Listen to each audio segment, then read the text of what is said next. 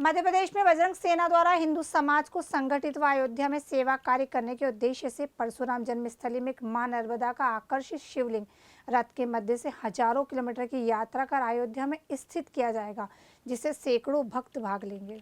मध्य प्रदेश हमेशा से सेवा भाव का प्रदेश रहा है। इसी कड़ी में प्रदेश के बजरंग सेना द्वारा संगठित समाज व अयोध्या में जन कार्य के उद्देश्य से भगवान परशुराम की जन्मस्थली जानापाव से मां नर्मदा के नर्मदेश्वर की शिवलिंग बजरंग सेना द्वारा अयोध्या में स्थापित की जाएगी, जिसमें सैकड़ों भक्त भारत के माध्यम से अयोध्या पहुंचेंगे और अयोध्या में चल रहे राम मंदिर के कार्य में अपना योगदान देंगे। भक्तों के साथ वह बजरंग सेना के कार्यकर्ताओं द्वारा कई साधु सन्यासियों को भी अपने साथ अयोध्यापुरी श्री राम की जन्मस्थली में स्थापित होने वाले नर्मदेश्वर के लिए अपने साथ ले जाया जा रहा है। यह सभी साधु संत यज्ञ पवित्र के साथ भगवान नर्मदेश्वर को स्थापित किया जाएगा।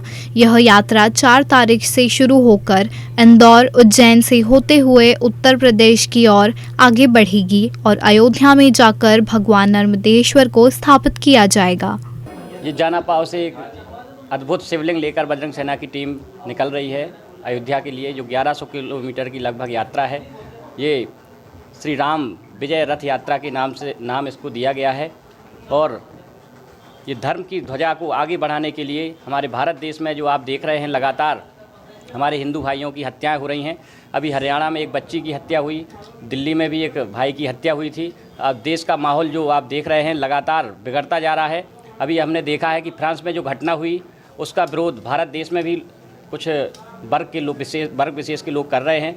इसलिए हिंदुओं को जागना बहुत आवश्यक है और हिंदुओं को जगाने के लिए ही ये धर्म यात्रा निकाली जा रही है और प्रभु श्री राम जी और भगवान शिव जी का महामिलन अयोध्या में होगा और बजरंग सेना की टीम यहाँ जानापाव से 4 तारीख को निकलेगी और रात्रि में इंदौर में विश्राम होगा और 5 तारीख को इंदौर से निकलकर उज्जैन, देवास, भोपाल होते हुए छतरपुर और महोबा, कानपुर, लखनऊ होते हुए अयोध्या धाम हम लोग सुबह 7 बजे 7 तारीख को सुबह 7 बजे तक पहुँचेंगे। मैं चाहूँगा देश के जो भी हिंदू भाई हैं इस यात्रा को सफल बनाने के लिए अपना अपना योगदान जरूर दें। जय श्री राम, जय श्री महाकाल। जय श्री राम। देश में कई संगठन हैं जो हिंदुत्व के लिए काम कर रहे हैं, तो फिर अलग से सेना बनाने की जरूरत पड़ी? ये भारत देश में ये विविधताओं का देश है और यहाँ पर मैं देख रहा था हम लोगों ने भी हिंदू संगठनों में काम किया है, लेकिन थोड़ा सा स्वतंत्रता जब भी कहीं किसी मुद्दे को लेकर हम लोग लड़ाई लड़ते थे तो कहीं ना कहीं जितने भी संगठन हैं वो कहीं ना कहीं राजनीतिक रूप से प्रेरित थे और जब हम लोग किसी लड़ाई को लड़ते थे तो वहाँ ऊपर से दबाव आते थे कि इस लड़ाई को आप मत लड़िए, आप पीछे हो जाइए। इसीलिए ये बजरंग सेना बनाई गई है। ये स्वतंत्र संगठन है, जहाँ गलत होगा, जहाँ अन्याय होगा वहाँ बजरंग सेना लड़ेगी और पूरे देश में लड़ाई लड़ रही है। चाहे वो साधु संतों की हत्या का मामला हो, चाहे सैनिकों की हत्या हुई थी चीन के द्वारा, चाहे उसका मामला हो, चाहे गौ हत्या का मामला हो, चाहे जो लव जिहाद चल रहा है इसका मामला हो, हर जगह बजरंग सेना की टीम कार्य कर रही है और पूरी तरह से स्वतंत्र रूप से कार्य कर रहे हैं सभी। बजरंग सेना इसका विरोध करती है जो पाकिस्तान में आपके द्वारा सूचना मिली कि वहाँ पर मंदिर को तोड़ा गया है और पूरे देश में इसका विरोध किया जाएगा। जहाँ जहाँ हमारी यात्रा जाएगी वहाँ पर भी हम इस मुद्दे को रखेंगे, क्योंकि हमारे हिंदू समाज का आस्था का प्रतीक है मंदिर और हम लोग मंदिरों के लिए लगातार देश में लड़ाई लड़ रहे हैं। जो मंदिर पहले से हमारे क्षतिग्रस्त हैं उनको पुनर्निर्माण किया जाए। अगर पाकिस्तान में इस तरीके की घटना हुई है तो पाकिस्तान को मंदिर दोबारा बनाना पड़ेगा। इसके लिए हम लोग लगातार लड़ाई लड़ते रहेंगे। देश में एक मुद्दा था राम मंदिर का, लेकिन मध्य प्रदेश का भी एक मुद्दा है भोजशाला का, जिसपे सरकार कहीं ना कहीं बीजेपी बना के लाई थी, तो क्या उसके लिए भी आप लोग आगे लड़ाई लड़ेंगे?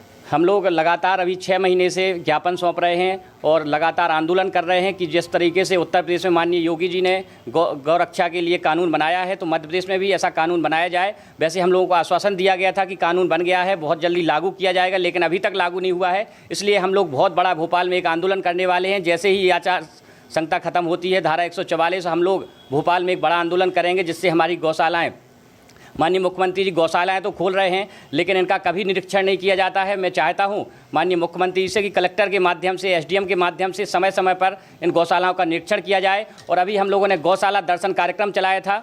हमारे भैयू यादव जी जो प्रदेश अध्यक्ष हैं युवा मोर्चा के, हमारे प्रभारी जी हैं मध्य प्रदेश के महेंद्र सांगते जी, इन्होंने जाकर देखा तो देवास में कम से कम सैकड़ों गाय उस गौशाला में मरी हुई पाई गई और पूरे देश में ऐसा ही माहौल था। हमने देखा है गौशालाओं की अव्यवस्थाएं हैं गौशालाओं में। तो मैं चाहता हूं प्रदेश के माननीय मुख्यमंत्री महोदय से कि इन गौशालाओं की व्यवस्था सुधारी जाए। सिर्फ गौशाला खोलने से कोई मतलब नहीं है अगर उनकी व्यवस्थाएं नहीं देखी गई। इसलिए मैं चाहता हूँ कि गौशालाएँ खोलें, साथ ही साथ उनकी व्यवस्थाएँ भी चुस्त दुरुस्त की जाएँ।